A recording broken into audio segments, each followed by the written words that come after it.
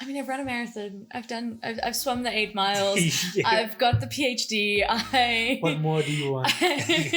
I've gone back to piano lessons. I have a very healthy marriage.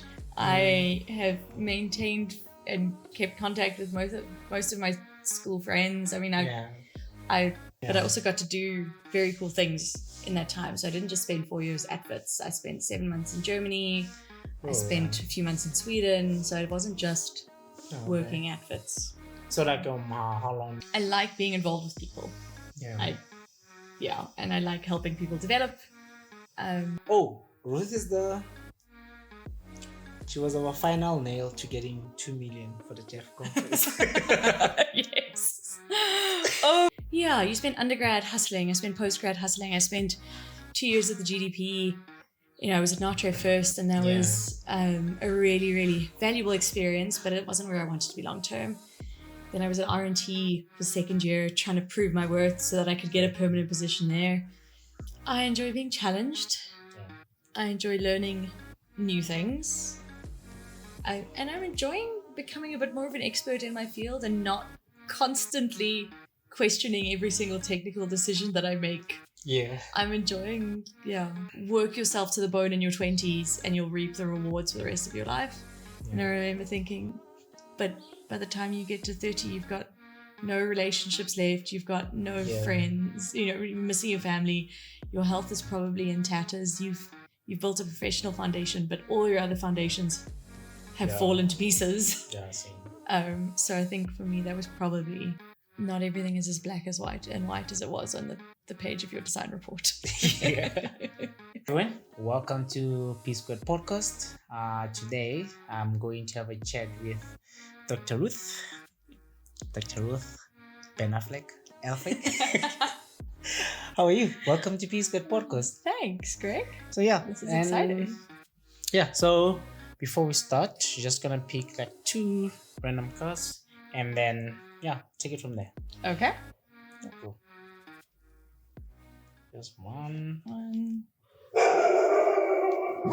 Oh yes, come go. 2. Okay, cool. Can you give them to me? Okay. Let's see. This is the perfect question. What kind of parent will you be? Ooh. I hope to be an open-minded parent. Open-minded parent. Yeah. Okay. I think it's in my nature to be a strict parent, but I'm going to try counter that a bit to be open-minded and give them freedom to make mistakes and grow and figure out what it means to be a human. Okay. I see it. The second one. Well, more related to this one, that's the thing. That's why I'm keeping quiet. Is the discipline in your family fair? But it says our family, but I'm saying in your family. Mm-hmm. So, is there discipline? Yeah. In what sense? Is there discipline? Yeah. Let's say like you're taking you and your brother when you're growing up. Like, is the discipline the same? Just because he was a boy, discipline is different from yours, or no? I think our parents were very different. So between me and my 2 brothers, the 3 of us, the discipline was similar. But I think my mom sort of not particularly didn't enforce a lot of discipline, whereas my dad did. Okay. And they're 2 different households. So okay, perfect. Yeah.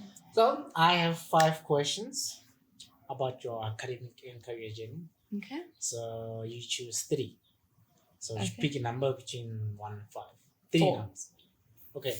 Let's start with 1 for now. So 4. So what do you find most fulfilling about working in a petrochemical industry, and what challenges do you? I know people like putting like a difference between girls and guys and stuff like that, but like what challenges do you face as a woman in a traditionally male dominated environment and stuff? I think the biggest challenge is not always being taken seriously. Okay. There are definitely, be it meetings, be it shutdowns, where your voice is not heard with the same weight. No. And that is definitely, I think, the biggest challenge, or being inappropriate behavior and being flirted with, or a marriage proposal, or that kind of thing, where you're just trying to do your job and someone is trying to convince you that you're going to be their wife in 2 years' time, and like that's just not it. Hey, I'm not here for that. Oh, okay. Then second one. Number two. You went to vets. Yeah. When did you start at vets? I started vets in 2013. 2013. Yeah, I was there for 8 years. You were there for 8 years. So you did BSc straight to masters. Converted masters to PhD. Converted masters to PhD. Yeah. No break in between. No. 4 years BSc, 4 years post-grad. Done. Okay. But there was time where you were a tutor. When you did your masters or when you did your PhD? Yeah, over those 4 years. Over those 4 years. Yeah. When was it? Because 20. I think you were my tutor, but I forgot. That's 2017, 2018, 2017, 2018. Yeah, 2017, 2018. 2017, 2018. Yeah. Was it what for process? Energy balances. Energy balances. Yeah, for both those years. And the fourth year elective water treatment. Yeah, no. That was, yeah. Then it was it for Nick? Yes, it was for Nick. It was for Nick? Yeah. Okay, yeah, then yeah, you were my tutor. Yeah, because I couldn't figure, I was like, which year was it? Because you were a tutor and all that. Okay. Yeah. Then you never thought about like taking a break in between. It was just like, let me just finish until the highest school. It wasn't really an option. A break wasn't really an option. I mean, you couldn't turn around to Sasol and go, hey, I'd like to. I mean, I had a bursary for undergrad. I had a bursary for postgrad. They gave permission for me to upgrade. I couldn't, I wasn't going to take a gap year in between and miss the opportunity of a postgrad bursary. And I wasn't going to, after I'd got the degree, I couldn't turn around to say Sasol and say, I don't want to work for you. I need a break for a year. So what is like, so they funded your undergrad, masters, and throughout all of it? Yeah, so they funded my undergrad. And then when I was in third year, I did VAC work at R&T. And loved it and was like, if this is where I want to work, if I'm going to end up here, like, this is where I want to be. And the sort of common knowledge was that you need a postgrad. So I applied for masters, applied for the postgrad bursary, got that. And then my supervisor was like, you've got enough to make it a PhD. Yeah. And I went to Sasol and asked permission and they said yes. And so they funded all of it. Really cool. Yeah. Yeah, because I'm thinking 8 years straight. Yeah. When you finish with your BSc, you're like, oh, you know what? I can't wait. Let me just go to work now and money. And you're like, I'm staying here. I mean, I did think it was going to be 2 years initially. Like that was, so it was also like, it wasn't going to be that much longer. And it ended up being 4. Yeah. But I also got to do very cool things in that time. So I didn't just spend 4 years at Wits. I spent 7 months in Germany. I spent a few months in Sweden. So it wasn't just working at Wits. So like how long you spent what? You said 7 months? Yeah. So in my first year I was at Wits, and then from March of my second year I went to Germany, and I was there until I think October. And you decided to come back here. Well, nothing against South Africa, but okay. No, so it was a 6-month program that was funded by my supervisor. So he did almost like it wasn't an exchange because no one came this side, but he is a really good friend and colleague who's based at a research institute in Leipzig in Germany. Yeah, okay. And he used to fund for one student a year to go spend 6 months there. As long as you could justify the research you were going to do there and make use of those facilities effectively, then he would fund your accommodation and your flights, and you sort of had to cover your food and stuff. But so I didn't come back. The timeline wasn't exactly my choice. Yeah. Okay. And let's go the last one. One.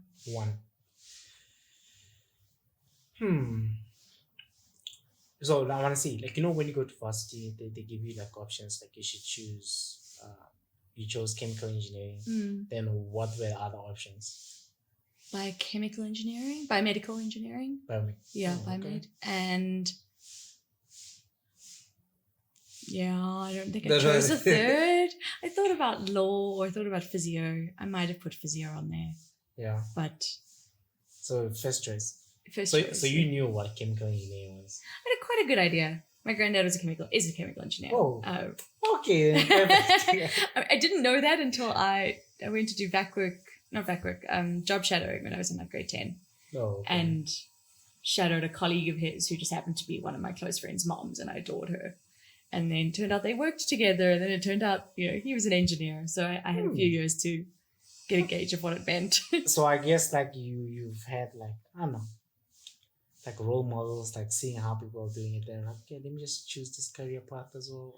No, I didn't. It's not why I chose it. I mean, I got the spark when I did the job shadowing. Oh. The colleague was doing, the friend's mom was doing research on producing biodiesel from algae, I think. Oh, okay. And I was like, oh, that is cool. Like, I want to be in a job where you can do that kind of cool stuff. Yeah. And then the more I learned about what chemical engineering was, the more I thought, even if I don't end up doing exactly that, it's a springboard for so many options. Okay. It's a springboard for, I don't know, like at some point I thought I was going to be a patent lawyer. You can be, I don't know, Yeah. for Sasol, like when you come up, you are in R&D. So I'm in R&D. if you guys come up with something great, you can be, I don't know, patent engineer. I don't know. Exactly. So at some point I was like, I can be a patent lawyer. I could be a consultant.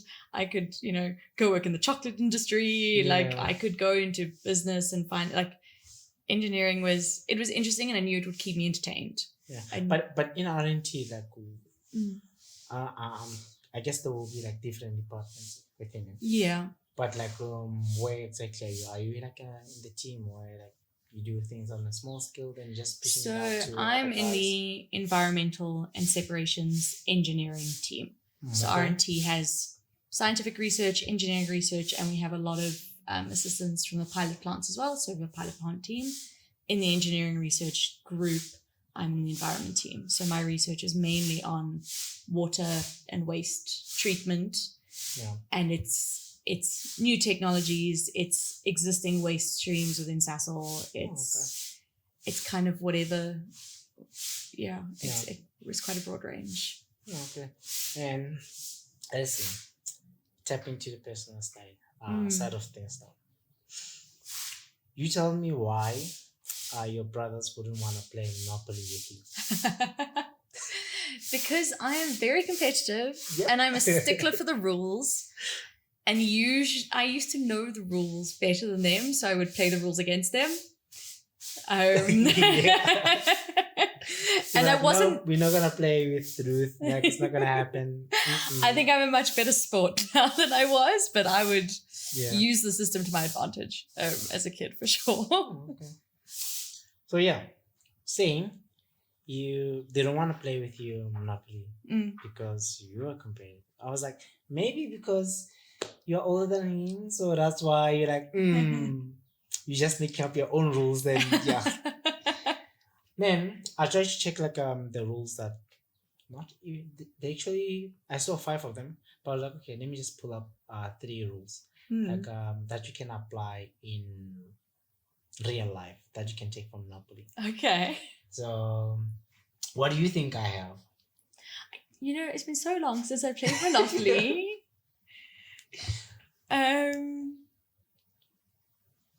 So one of them they mentioned was like always like keep cash on your hands. Okay. Always keep cash on your hands because I don't know, you might be able to there might be a case where you have to pay for stuff, and if you don't have cash in your hands, then you'll have to sell your properties to make sure you pay off. Yeah. So that was one of them. And the second one was like just be patient. Okay. Because you just buy a property and you end up buying useless one and it doesn't make you money. So and the last one was the most expensive asset is not always the best. Yeah, they're talking about like what is this? Some properties are very expensive. So you have to know the difference between the cash flow and it's just like a lot of stuff. I was like, no, I'm not interested in this. But yeah, so like the only reason why didn't want to play with you because you knew a lot about the rules and everything. I mean, I think so. They might have a different side of things, but that was kind of the. I remember not being particularly flexible, in the, just to have a good time. Like, let's be flexible in the rules. Like, I remember not. Okay. Then I asked your brother. I was like, hey, what is the best memory that you guys have together? He was like, we don't. Most of the time, you guys are having, what do you call it? Intense conversations. Intense conversation. You guys have the trauma bonding. Mm-hmm. I was like, okay. Like you guys, like you laugh all the time. So it makes it like even better and all that. So yeah, I can't think of a distinct memory, but I mean he was the person I turned. Is the person I turned to for all of the when you need to do a grown-up job and you can't ask your parents. Yeah. Like that is, he was the sounding board. He is the he was basically my partner in crime. Everything. Yeah. Oh, okay. And you, why let me start first with the question. Why haven't you done was half Ironman? Because I had you swam 8 miles. I was like, 8 miles, not even kilometers. So how do you do that?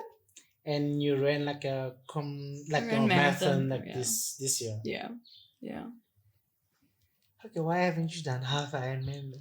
Because I don't like being on a bike unless I am cycling between. You guys don't like cycling? No, we just don't. I will get on a bicycle that has a basket on the front where I'm going to get ice cream, or I'm cycling through a forest, or I'm cycling through a lake or something. I will do it for leisure, but I will not get on a bike to exercise. I'm not stable enough for that. You're stable. I will fall off. I will cause an accident. But you swam.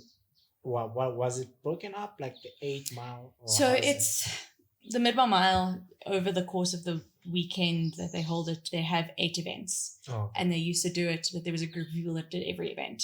Now it's a little bit different. They do it a few days before, but you break it. You do 4 on one day, 4 on the second day, and you break it up how you would like to. So you basically, it's a mile to swim across the dam.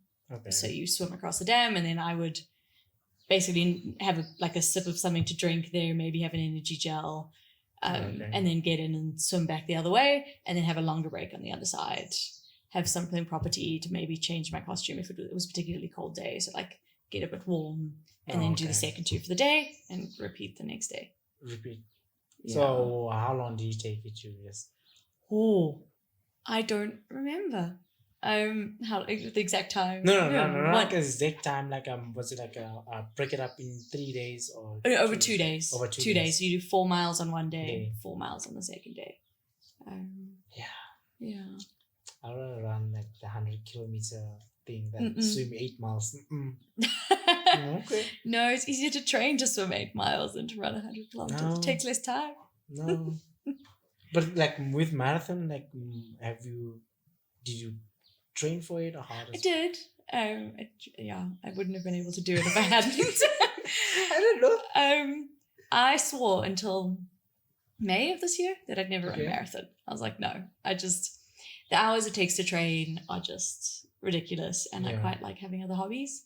And then my sister-in-law, who when we lived in the same city, used to run with quite a lot, and we've run a few half marathons together. She was like, we could do a marathon next year. And there were a few other signs of the universe that was just like, apparently we're doing Cape Town Marathon. And so signed up for Cape Town Marathon and did a lot of training for it. So my husband put together my training program because he's a big runner. So it also just sort of took off the effort, the load on me to have to think about the training program. I just had to follow what someone else had told me to do. Yeah, because I'm thinking about after work you have to just come back here and go run 7 or 8 kilometers. Yeah. Yeah. Okay. Yeah. And then you said you have other hobbies. Piano is a big one. Since you were young, you've been playing. since I was little. I did take a sort of a 10-year break after high school because I did music for matric, and it was quite intense by the end of it. And I think when you do it for a subject or for work, sometimes the joy dwindles a little bit. And then it was actually a New Year's resolution this year to go back. So I contacted my old piano teacher, who is a gem. She's amazing. And been playing now this year. I cried after my first lesson. I was so happy. I was so happy to be back that there were little tears of joy after my first lesson back in Jan. So yeah, piano's a big one. Guys, Ruth is gonna play for us. So yes. Yeah, I'll just like slot it in. That's evil. You have to play. Okay, cool. Then tell me about you. I wish I can sleep like that, but yeah, I love it. But we are here. You raised, I'm not sure about the exact figure, but you raised like 10,000 for a charity. 14, I think. 14,000 for the 1 year, and For the 1 other year, year I think it was about 8. About 8. Yeah. How do you do it? Where? You just put yourself out there. It's really uncomfortable. It's so awkward, but social media was really helpful. Yeah. So I just kind of put it on my stories, and then contacted a lot of like my dad's friends, my aunt's friends, my mom's friends, a lot of people that aren't necessarily on Instagram but know about my swimming or have been interested in this kind of cause before. And then people donated 200 Rand, 500 Rand. It was bits and pieces, and you get to 14,000 quite quickly when a lot of people are willing to donate. I see. Then you like this volunteering thing. You like volunteering and helping out, Then when you started Sasol, you wanted to help again with the Jeff thing. Yeah. Why? Why would you do that to yourself? So I was contacted by someone who'd started the same time as me, and I think she thought I was a different Ruth, because she was like, "Oh, you're not who I meant to contact, but do you want to join anyway?" And I like being involved with people. And I like helping people develop, and I like working with people. And I think in engineering, as much as we do spend a lot of time working with people, it's not as social an environment as a lot of jobs can be. And so the Jeff gave me an opportunity to get to know also people outside of my department. So it's how we met. Yeah, I was like, would you do it again? I would. I wouldn't do it for 2 years. I mean, I would stick to my 1 year. So when they're like, "Do you want to keep going?" and I was like, "I'm fine, thank you." You're fine. No, you didn't say no. But it's like, no, it's fine. I'll help out. Other people get the opportunity. We've built such a strong base. It's okay. Oh, okay. Yeah. Then, Ruth she was our final nail to getting 2 million for the Jeff conference. Yes. Oh my gosh. We went and presented to the ESCO. Were you nervous about it? I was. Yes, I was nervous. Of course I was nervous. Like, who was it? Like, the CEO comes there for that? He wasn't there for that one. Okay. He had sent someone in on his behalf. So, I mean, at the time, it wasn't even. I think if we didn't get the money, it would have been your fault. Yeah, of course. No, I think it was Simon's exco when he was EVP. So it wasn't. Yeah. It wasn't like the big. It was the EVP exco. He wasn't there. I'm trying to remember now. Most of the SVPs were there. Yeah, SVPs and EVP. Yeah, and they just act like friends. So I was so nervous before, and they all started walking in and just like chatting. Yeah. And I was like, oh, this is these people know each other. They're comfortable around each other. This is slightly less scary. Yeah, but I'm thinking like just volunteering sometimes just can take a lot out of you.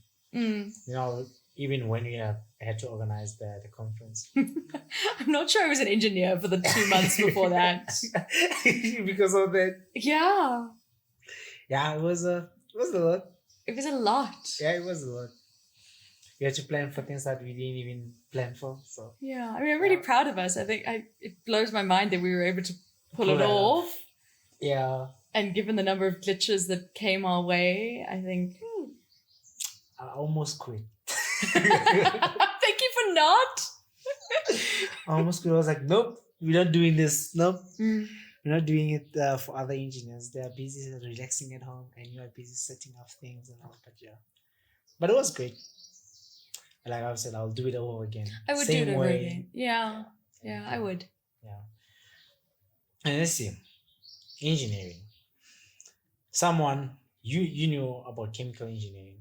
Someone who's saying like, oh, you know what, I'm good with chemistry. That's why I want to do chemical engineering. What is your advice to them? I do think that enjoying some sort of chemistry is a good spark to start, Yeah. but it's a very small portion of the job. So my advice is be prepared to be challenged. Be Okay. prepared to not do that much chemistry. Yes. It's a part of it, but there is so much more to it. So be prepared to not constantly be excited by chemistry.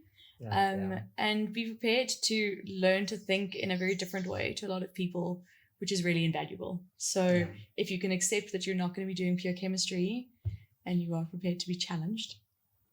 Yeah, they should go to doing chemistry straight, like applying when you're doing like a Yeah. If you're interested in chemistry alone, yeah, engineering is not for you.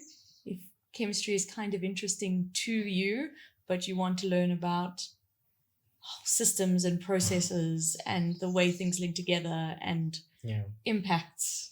Yeah. But when you check your kind of work, like you're in R&T, still process engineer. Yeah. How is it different from the guys that are, in the plant? So we do a lot of the technology assessment. So for example, if the guys in the plant are working with a column, we will have done the testing to say, why do we want to, for example, separate these two materials? What is the benefit of that? What is the benefit downstream, upstream? Why this type of column? What is the column that we're using? So why do we choose a specific technology, or why do we pursue a certain revenue stream, and how do we go about doing that? So there's sort of two tracks that we follow. Sometimes it's business driven, sometimes it's technology driven. So we do a lot of almost the technology management, the technology vetting, all the risks associated with that technology. I see. Then let's see, right now we touched technology and the business. So starting first with the technology, let's say right now you have the plant that has been there for 10 years, whatever, 15 years. That's still a young plant then. It's still a young plant because we're going to 75 years now. Yeah, I was going to say, it's less than 20. It's early days. So now you bring in this technology, but you can see how it's not going to be compatible with the current existing equipment. So what do you do in that case? Why would you bring in technology that's not compatible? But like when you're looking at theoretically, it looks good. It's perfect. But you can't measure it with what you have at the plant currently. But you can test. Then again, let's say you, just like with what's happening right now, you're trying to go greener. So how do you do that? From R&D, you just like, okay, this idea is not working, moving along. Something else. Yeah, we have a bit of a system, and we joke is our job is not just to come up with cool ideas. Yeah. It's to clear the bad ones before the company spends time, money, effort on those bad ideas. Yeah. So we may not always get it exactly right. Because there's someone in this room, their department, they come up with this amazing solutions. Then you tell them like, this is how is it gonna look at it, but like, oh, that's not our job. You guys can figure it out going forward. Like, yeah, so R&T would be the gap between those two. Is that idea would come to R&T, we'd say, okay, you want to make it work? Well, let's look at existing plant data. Yeah. Let's look at existing systems. Let's look at plot space. Let's look at what technologies you need around this new technology to make it compatible. What are the risks of all of that? What is the impact everywhere else? So we don't just go, this is a really cool idea. We take a lot of those cool ideas and see, like, maybe it sounds great, but in our particular context, because of the market, the South African market, or because of, we have a competing stream coming from NATREF, which is part of Sasol. Like there's, it doesn't make financial sense. So we try to put all of those pieces together and see, maybe it is a great idea, but you just need a few extra steps before or after that. And we would figure out what those are. Oh, okay. Then you've been a process engineer for over a year, right? Mm. Yeah. What do you prefer? The graduate program or being a process engineer? Being. Yeah. Okay. People prefer the GDP because not much of a responsibility there. In that sense, there is responsibility, but just owning it, like everything. I feel like being a process engineer, being appointed, that kind of responsibility. It comes with a lot more responsibility. Yeah. I think I struggled to get into the flow of just doing actual work during the GDP because you sort of break it up every 6 months for a panel or something. And I found that breaking that rhythm quite hard. It's like every time you get you get something like, okay, I'm starting to learn something new. Then from there, like, oh, you have to move along to something else, start over. Yeah, or I'm halfway through an investigation. It's going really well. There's a lot of progress, but it can't be my number one priority now because I have a panel presentation, and so I need to do all of the documentation that goes along with that and do dry runs, and those are important for being part of the GDP. But I found that it broke a lot of work. Yeah. Sometimes, and I think I like being not left alone to do my job, but I like just being left alone and trusted to do my job. And for me, so that part of being in H1 is just being. No, okay. When you started work, you started at Sasol? No, actually. Oh, okay. So when I was about to join Sasol, it was as we were going through 2.0. Oh, okay. And so Sasol had let those of us that were wrapping up our studies at the end of 2020 that they may not have positions for us in 2021, in January of 2021. Yeah. And they said, you won't be starting in Jan, you might be starting in July. Okay. But we can't guarantee that. If you find another job and you get your degree in the meantime, then we're open to letting you go. Oh, okay. And just letting you go free of charge. And I couldn't really afford to sit around for 6 months and wait for Sasol to decide. Yeah. So I got a job at a water treatment design company and spent 6 months learning how to design reverse osmosis plants and filtration systems. Cool. Yeah, containerized filtration units was kind of the vibe. And then I got a call from Sasol in about the end of May telling me I needed to be in Sasolburg on the 1st of July and I needed my... This time, guys, I moved on, so...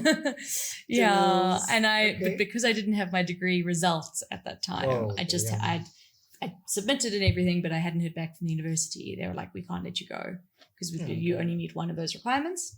And they were ready for bursaries again, so... Yeah, let's say. Then let's check.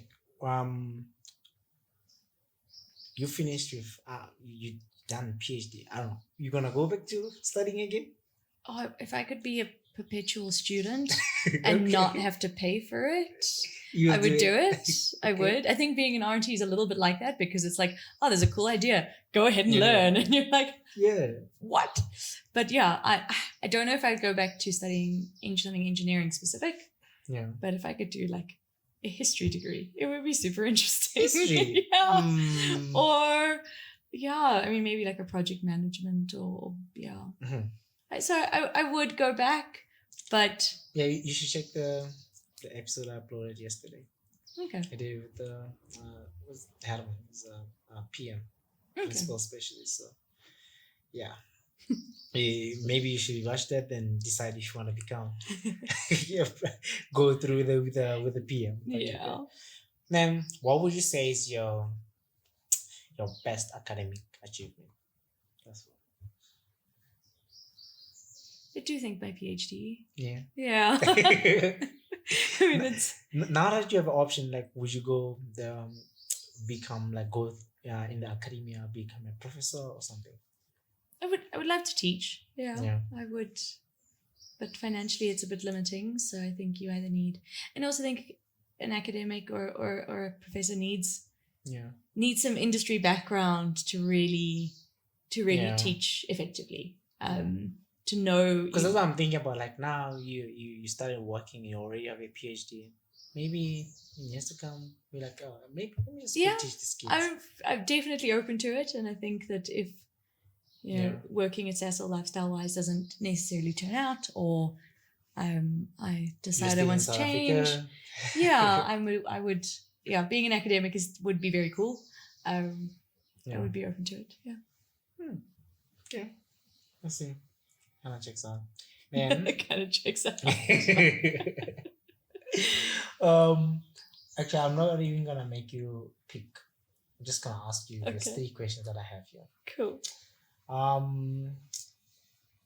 You've obviously been faced with challenges and whatever, and then you overcame them. So, but can you share like a moment where you encountered like a setback and you managed to pull through? Because your brother told me it was like Ruth is very determined, very goal driven, you see things through. So that's a good question. Yeah. It's such an interview question. It is an interview. You told me it wasn't. The setback. I think often, like when people ask, think of a setback, you think of like a defining, like one moment where something went wrong or it went pear-shaped. And I think my sort of challenge or setback was my dad was not, he didn't live in the country. He wasn't particularly present on a day-to-day basis in our lives. My mum raised us, and he had sort of told us that, you turn 18 and you're on your own, kid. Like, and coming from someone who already wasn't that present is, quite a stark statement.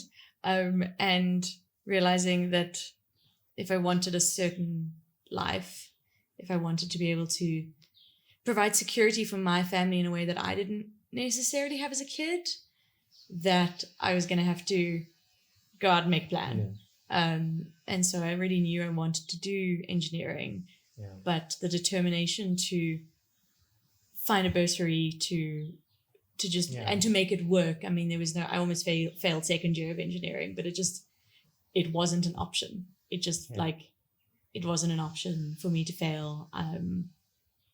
There was my mom couldn't afford for me to lean on her much more. I depend, like you, like I have to make this work. I have to make this work because there's no other way. This is it. I mean, she's feeding me, but like I'm now on my own, and she was wonderful from like an emotional perspective. But I think the setback was just knowing that like if I wanted to make anything of my adult life, then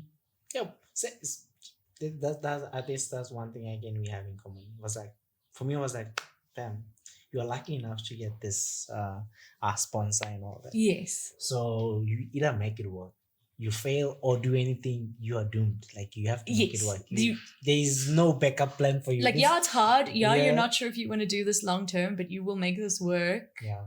You are your backup plan. You are your backup plan. Exactly. Exactly. A, B to Z. You are the plan. Yeah. So okay. There's another interview question. Okay. So what goals do you still have for yourself, both in your career and your personal life? You mentioned you were happy this year to revive your piano lessons. So I guess that will put that one into the personal life. But yeah, what goals do you still have? Sure. I think in a professional sense, I mean, a promotion is always good, but that's kind of generic. I've spent a lot of this year not ticking off goals, but I mean, I've run a marathon. I've swum the 8 miles. I've got the PhD. What more do you want? I've gone back to piano lessons. I have a very healthy marriage. I have maintained and kept contact with most of my school friends. I mean, there's not a lot at the moment for me that I I'm know. trying to think for you, but yeah. Yeah, I think. Maybe you should do comrades next year. No, It's a Sasol thank- thing. I know. I see I people doing it. know, but I like my toenails. I like my personal time. I like my sleep. Yep. So yeah. That's what I said. Every time that you try to recruit me for anything running, I was like, no, I did my fair share of running. Please, you guys are growing up now. I don't know what is this obsession with running. I did my fair share. Leave me out. I might. So- If that, Why are they biting now? if I just think it's a delivery of the just kidding. license. Yeah. Sorry. There's already so much wine.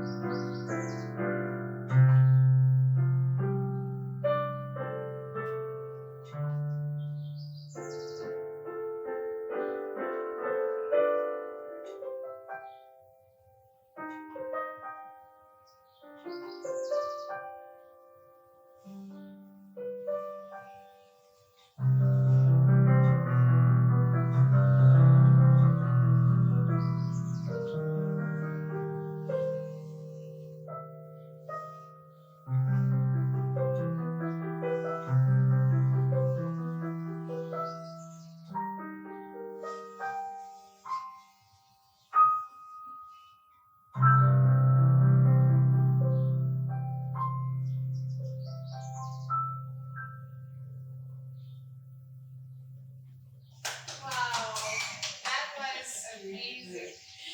I actually picked up on this piece. I think it was from Twilight. Look, the original composer Debussy would be very offended by that. No, Ruth, there is some real talent. It's about to expire. So I had to think actually about my goals, Yeah, okay. and they're not big ones. I think my goal now is to build a more stable life. I think I've spent the last, since I was 18, Tell me when you hustling. Tell me when you find like the stability. I don't think you'll ever find perfect The- stability, but I think that I spent so much. I What mean, you're comfortable with. Okay. yeah, you spent undergrad hustling. I spent postgrad hustling. I spent 2 years at the GDP. I was at Natro first, and that Yeah. was a really, really valuable experience, but it wasn't where I wanted to be long term. Then I was at R&T for second year, trying to prove my worth so that I could get a permanent position there, all while having just got married, and my husband was traveling a lot for work. And we've reached a point where both of our jobs are a little more stable, and we have time to invest in things like running and playing the piano and seeing friends more regularly. And so I think our goal is building a more consistent, stable life that's not. Yeah. I guess I have to go through a rough patch before I get the stable. Okay. No. You've done a lot of things. I guess like you're running, you're trying to build a stable life. You're running, you're swimming, you're meeting friends. For sure, like there are people who admire it, and there are people, of course, who look up to you and stuff. So, how do you make sure that you don't disappoint the people that look up to you, even though you don't know sometimes? Oh my gosh, what a question to ask of an eldest daughter. That's just. How to say?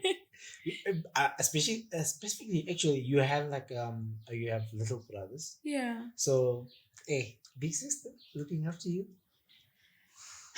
I mean, like hard work and determination, setting realistic expectations. I mean, I think if my brothers ask me, to cycle 947 with them or ride Joburg with them, I could turn around and go, that's no. No. So managing expectations, knowing where your strengths are, knowing what's possible. Yeah. No, you don't have to worry.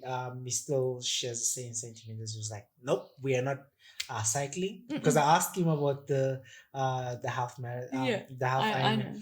He was like, no, we're not, we don't like cycling and all that. We don't. No, it's not our thing. I was like, okay.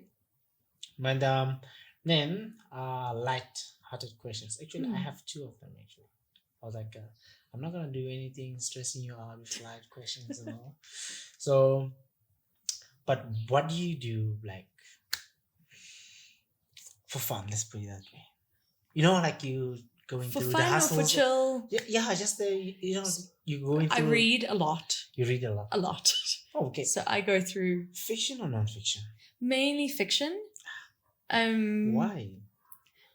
Why not? Why not learn a different perspective about the world? Why not learn about a completely new world? Why not Yeah, get to experience something that you will never experience in your head. Okay. in your head? Yeah, in your head, but you learn from it. You learn, Okay. and it's not even just about learning from it. It's enjoyable too. The escapism is What's your favorite book? Pride and Prejudice.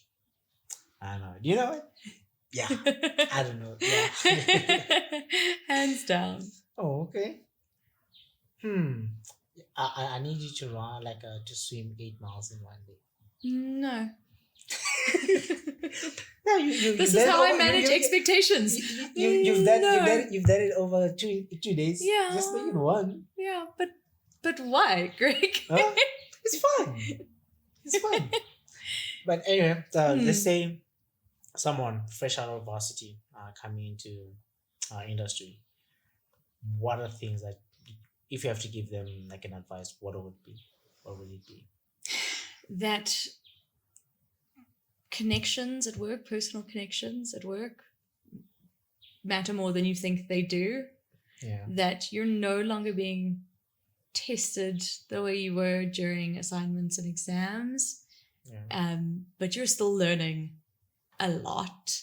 So you need to be open to learning and open to knowing that making mistakes has there are different effects of that, consequences of that.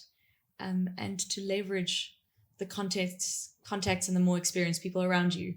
Yeah. And think about it. But in varsity, have you had the most embarrassing moment where you can look right now, looking back to it, I can laugh about this thing? I'm sure they were. That's one thing I had when I was having a discussion with your brother. So because I was asking him about you, and I was like, you know what, Ruth and I are very close, and we chat almost all the time. But when you're asking me these questions, it's just my brain just get fried. I know sometimes it happens. Why do I have to think about this? I haven't lived this life, so yeah. Yeah, I'm sure I did lots of silly things. I have, memories of lots of parties on campus and memories of almost failing exams and those, I think. What was it? I think my first... It wasn't it wasn't first year. It wasn't really process, but the first test, it was bad. It was so bad. It was so bad. My process 101 unit conversion, that first test, I did not understand how I did so badly. Yeah, it was so bad. Yeah. We finished that after we finished the exam, people kept coming oh, that thing was hard. I was like, no, it's fine. Until I got my results. I was like, okay, baby. Yeah. Yeah. No, I think a lot of varsity was... Yeah, because after humbling. It was very humbling. Then after that, we were just comparing who failed better. So who was closer to 50? So that was the thing. I was like, we're not gonna do that. But yeah. And let's see. I'll skip this one. I'll skip this one. But so. What would you say is one thing that you enjoy about your work currently? I enjoy being challenged. Yeah. I enjoy learning new things. I'm enjoying becoming a bit more of an expert in my field and not constantly questioning every single technical decision that I make. Yeah. I'm enjoying, in being able to know that I do know what I'm doing in a lot of senses, and I think that hasn't. But how does that come? Does it come over time? It comes over time, and experience, and doing the same type of work. And I think, undergrad, varsity, postgrad, it all happens quite quickly. You're doing such new things, and now I've been in this department for 2.5 years. Yeah. some of the projects I've been working on for 18 months. And it's a lot easier to talk about certain topics and have that depth and weight of experience on a certain topic. And it adds a certain level of confidence. Yeah, yeah, because I just feel like sometimes, you see these guys that have been here for industry over 10 years, 15 years, they do things effortlessly. Yeah. And there's you like, am I doing this right? And it Especially takes when so you long. when you start, Yeah, it takes so long to like know where to look for something or know the method that you need to use or what constant to use or it just. Well, my thing again was like sometimes you have to ask for help, but sometimes like I have to prove like I can do something in a team. Yeah. To show like I'm an engineer as well. Yeah. I have to prove like my worth. I have to prove like I know something. So I always used to do never go there empty-handed. Never go ask a question empty-handed. So it was always, these are the things I've tried. This is why I've, have some logic for why you've tried them. If you're in the wrong place, that's totally fine. But you can't go to someone and say, I don't know how to do this. What have you done? It's so much easier for someone to correct a few small things and point you in the right direction. And it generates a lot more respect. Yeah. Yeah, I see that. Yeah. So I'm trying to figure something out. But going back to the charity one, like what makes you? Did you just come up with like the idea, like, oh, let me just start this thing, or how do you? For the swim. Yeah. So the swim is a charity swim organized. Everyone who does it is a charity swim. So you actually apply to join a specific charity. Okay. And it was something that because I'd done the year that I did the 8 mile, it was my 20th year of swimming mid-mile mile. Mm-hmm. So for 20 years before that, I'd seen these people go off in gold caps, knowing they were swimming 8 miles, knowing they were doing it for charity. And I tried to do it a few years before where I didn't want to do a full 8 miles. So I did 6 miles and there I raised money for a Saturday school for girls. And that was sort of my own initiative. But then to do the official 8 mile, mid-mile 8 mile, they have a host of charities that you can apply to sort of swim for. Yeah. Then just like in general, like how do you find the balance between the professional side and the personal side? Is there any? There is, but it takes a lot of work to make it that, and the balance doesn't look the same all the time. I think that's what I've had to learn is it doesn't.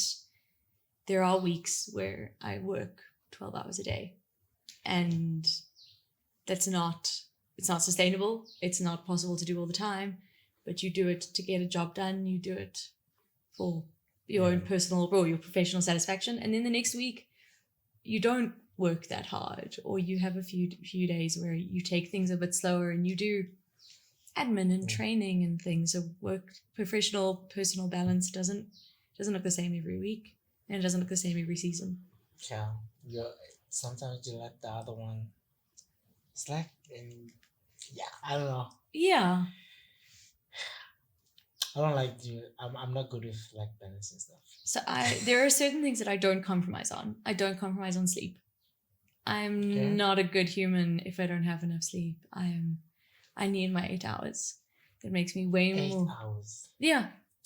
I wish it can be you, eh? Do you need more or less? I need more.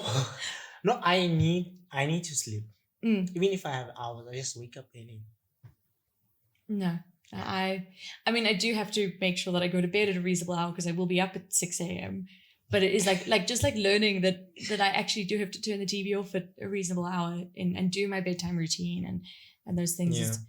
If I could get 8.5 to 9 hours every night, that would be golden. That doesn't always work. But for me, getting enough sleep is the reason that I can do most of what I do. And it is my number one like balance priority. I'm more effective at my job if I've got enough sleep. So right now, give someone advice right now. So they go to the gym Monday to Friday, and they wake up at 4. They go to the gym in the morning. What should they do to make sure, like on Saturday and Sunday, they don't wake up at 4? woke up a little bit late, maybe at 8 at least. How do you do it? People's sleep cycles are so different. So I'm not Monday sure. to Friday, you wake up at 4 4. time. So I mean, the science says that you should wake up at the same time every day. That is healthier and better for you. yeah, And if you're choosing to prioritize to get up at 4 a.m. to go to the gym during the week, you have to accept that the consequence of it is that your natural body clock is shifted to that. And that's the consequence of your choices. yeah. You've chosen to prioritize gym in the mornings. So even if you sleep, let's say after 12, and you still wake up at 4. I think that's a terrible idea. I think it's a terrible idea. Your brain has not been able My to brain- do it's all the just things like- it needs to do. Yeah, the brain, you just wake up. No, I think you should be learning to go to bed earlier. If you're waking up at 4, if you know you're getting up at 4. Go to bed early, still wake up at 4. Mm. Go to bed late, Still wake up around at 4. same Then don't go to time. bed late. Like that's it's not Life simple. happens sometimes. You have to work. Yep. So- For me, like, sleep is the my husband and I even have a rule around, like, if we're in an argument, we don't have an argument after 9 o'clock because neither of us are going to be thinking rationally after 9 o'clock. It's just, we are allowed to call that, we're allowed to put pause on that argument after 9 o'clock and say we're doing this in the morning when we're able to be more rational, and that's okay. Like, yeah, for me, sleep is, you don't mess with sleep. You don't mess with sleep. You don't mess with sleep. Yeah. I need to sleep more. I don't know. I always go to bed early. Yeah. There's a book called Why We Sleep, which it's a non-fiction book, so and like the science in there around, I don't remember all the details now, I read it years ago, but just the science around your ability to retain what you were supposed to remember during the day, your ability to form memories the next day, your ability to regulate your emotions, your ability to think, have like intense cognitive thinking, your ability to stay focused, the health of your heart, your lungs, your like impact on blood pressure, long-term illness, like so much of it relates back to sleep. So much of it relates back to sleep. But I'm still fine. But you're fine now. You're not fine. Oh yeah. So that's a lot of it. Is also, it's like, yes, you're fine now. Yeah, but But I just try, like, most of the time I try 9 o'clock, lights out. Yeah. We done. Then my alarm is at 4:30, but I wake up before. So You should be going to bed earlier, Greg. I'll try. No. I don't see it happening, but yeah. But you went straight through it, like BSc, masters, and PhD. Then would you like advise someone to go through the same thing, or you will say like, okay, maybe after masters go to industry, or it depends on the person. Depends on the person. Exactly. Depends on if it is engineering you're interested in. Yeah. I wouldn't recommend people do a PhD for the sake of, for example, extending their job prospects, or do it if it's something you're interested in doing. It's something you want to do. It's something you will feel personal satisfaction in. Like, go ahead, do it. It's not for everyone. Yeah. And so I think to go back to it later is harder, but you could probably also you could probably finish it with slightly more ease. Oh, okay. I wouldn't, it's not my first recommendation that you go through and do all of them. I think take a break after masters and know why you want to do a PhD. Take a break. Okay. Oh, okay, I see. Yeah, because I'm thinking, but I guess if you want to be like from your heart, you like teaching and all that. But after masters, you can be a lecturer, or you have to go. I think you can. You can, right? Yeah, you can. Oh, okay. Yes, you can. There's a few lecturers at Wits that have masters. They have masters. Yeah. But now having a PhD, like, what other areas like do you think anyone can go into besides being a lecturer or academia? I mean, research. Research. Research is the biggest.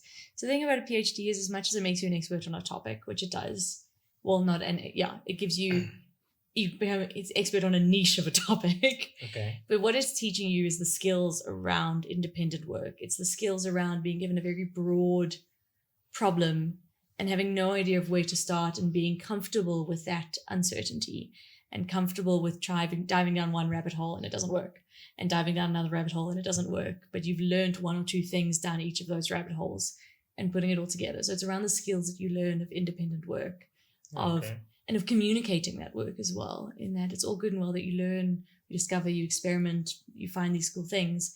But if you can't tell anyone about it, if you can't use it, then there was no point in it. So it's any job in which you can use those skills or where those skills are really critical, that's a job in which having a PhD, even a master's, but a PhD especially, would help. I'm thinking about it, yeah. Like even when your problem is not clearly defined, when you just don't, it's like, this is an issue, but exactly what with this is the issue. You don't know exactly. And part of the first 6 months of your PhD is defining the question. You have a topic, but now you need to define the question. Well, if leave the engineering out, the industry, would you be more on the research side or on the academic side? Like the research or the lecturing? The lecturing. The lecturing. Well, what is it like about like research? Like you have to read a lot of things, do a lot of work. How? I'm just trying to figure out, like with the research part of it, you have to read a lot and write stuff, or you have to. When you're usually you have a top field of study that you're in, and you have to be aware of what's going on there. You have to be aware of gaps in that, of how how you could potentially fill those gaps. You have to be so innovative in asking questions that no one else is asking. And a lot of it is collaboration. A lot of it is you work on one project. This is the focus of a project, but you learn about other gaps along the way, and then you set up projects for later to address those gaps. So once you're in there, once you've got a solid base, then I think coming up with new research is not always. Because I feel like just like you have exposure to the industry, you have more like to offer if you have to go to the research side of things, because you've been exposed to that kind of thing. But someone directly from doing masters, okay, I want to go through the research work, like so I think where you don't have that kind of exposure, or the exposure that you get, I guess, is from reading you might have different exposure. So you may have you're sitting at the front end of how things could be impactful, and so you probably have a much more detailed knowledge of that than, for example, I have a an end product understanding, but you need both. You need the academics who are doing the very nitty gritty. Will this be impactful? Won't it? We're not sure yet. Let's play around and see. You need that, and that comes from people who've sort of stayed in academia. Whereas people that come from industry can give you a broader context. They're probably also, like when it comes to teaching, being able to talk about designing a pump, for example. You've seen a pump. It's just so, and you've worked with pumps and you've fought with pumps. Then you probably can give more like value outside of the equations. Okay. I see. Then gonna come to an end now. Cool. So just whatever comes to your head right now, just say it out loud. So what is it that your brother used to do when you guys were young that used to annoy you? It was little things. He was just niggly. He would throw balls. He would throw balls all the time. That's what it was. Eventually, like we used to throw like a tennis ball on the wall all the time. just like it was on the wall. It was at me. It was all the time. Yeah, it was like I was a lot of things. I used to annoy her. I used to follow her around and all that. Yeah. I was like, if you used to follow around, why did you do it? She did. I was like, no, we had to go a separate way. So after 11, when he was 11, I was like, no, I need to find my own way. I was like, okay, cool. Then, what is your therapy? Running and time with friends. We got two. from the list. Yeah, so it mentions like family and friends, Yeah. swimming and running. Yeah. So Yes. Yeah. So it's time in my own head where I can't think, where the physical intensity makes it difficult to think too hard, Yeah. and so you can think of it abstractly and let your mind wander. Yes. But a lot of it is time with people that I love and Yeah. talking through things and processing things. Anyone, like I see like talking with people and all that, it can be a therapy. But for anyone out there, I feel like they should find something that they enjoy that is physical. Yeah. It will help. Whether it's running, it's Pilates or whatever. Yeah, it gets you out of your own head. Yeah. And runner's high really is a thing. Like, they joke about it.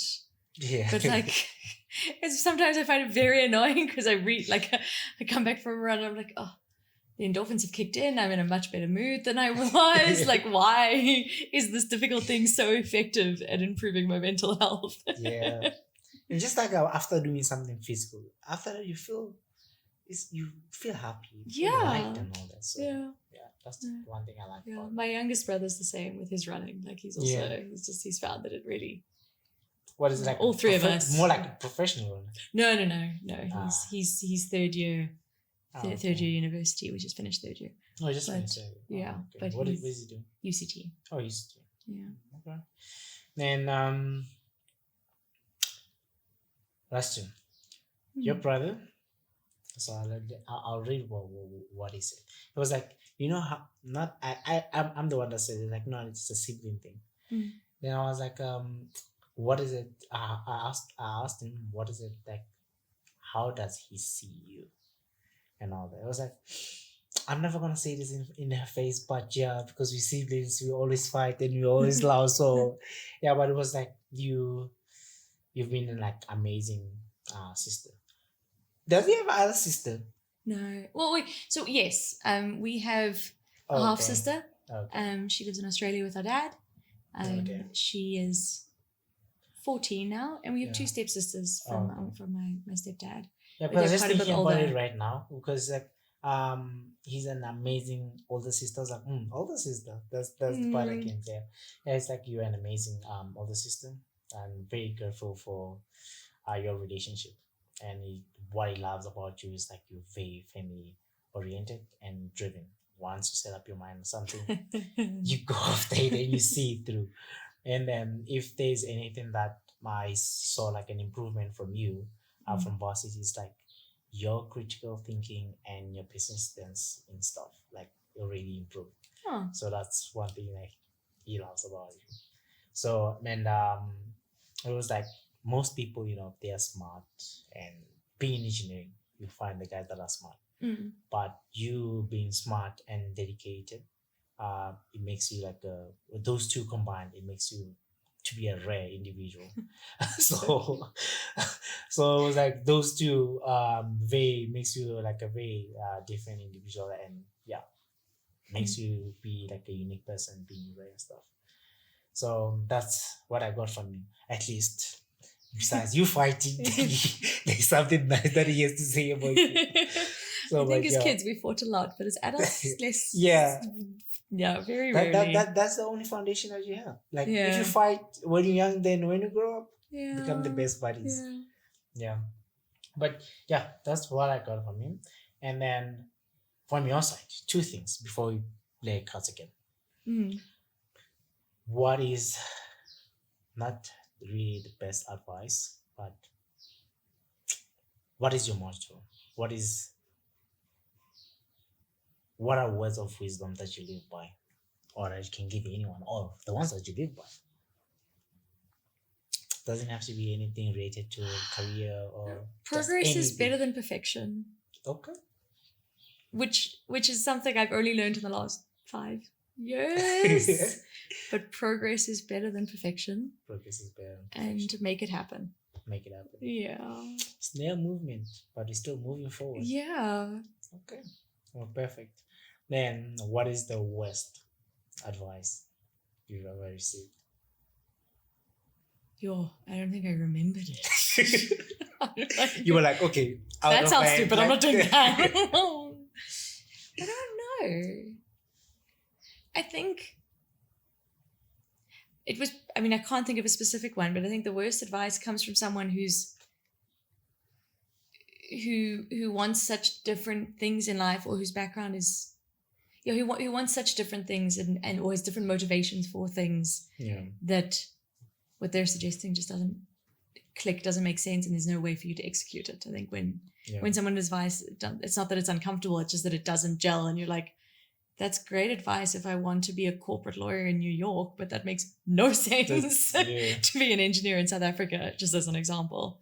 So I think, someone who told me that work yourself to the bone in your 20s and you'll reap the rewards for the rest of your life. And I remember thinking, but by the time you get to 30, you've got no relationships left, you've got no friends, you're missing your family, your health is probably in tatters, you've built a professional foundation, but all your other foundations have fallen to pieces. Same. So I think for me that was probably Okay. Then you see what is this? There's one thing I wanted. The question I always ask people when I interview them: what are mistakes that the young professionals or the engineers make when they come to the industry? Thinking that you know it all, Yeah. I think is a big one.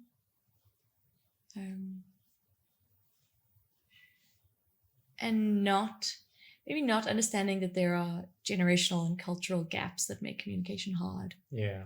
And that you need to be aware of those. Not everything is as black as white and white as it was on the page of your design report. Okay. Perfect. Now let's close it off. You're gonna pick 3 cards. Okay. And just close up. And on me again. Let's see. It's 1, 2, and 3. Okay, perfect. Let's see. Oh, why is this one so long? Okay, the first one. No, I'm not gonna choose this one. I always have this. Oh no. Okay. I thought it was the same. It's just the same. Okay. How do you feel when someone is angry with you? Oh, terrible. Yeah. Terrible. See? Terrible. Kids. It's my worst. It's your worst. It's my worst. What you wanna? I want to fix it. You want me to buy ice cream? I want to fix it. I just. You just gotta fix it. Yeah. Okay. Second one. What are the most important things? No, I don't do that. Going back to it. If you could have a conversation with anyone in history, who would it be?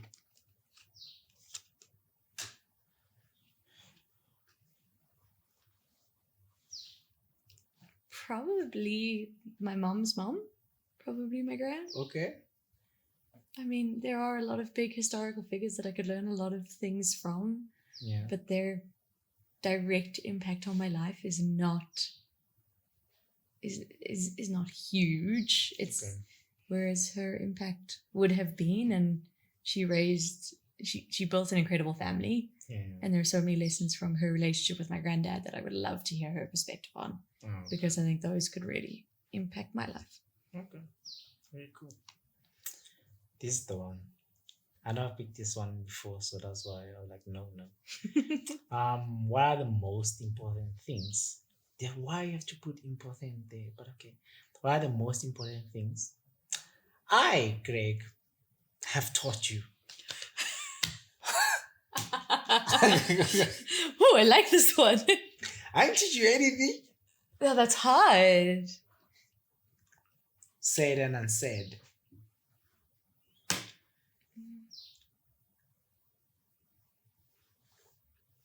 Minding your own business.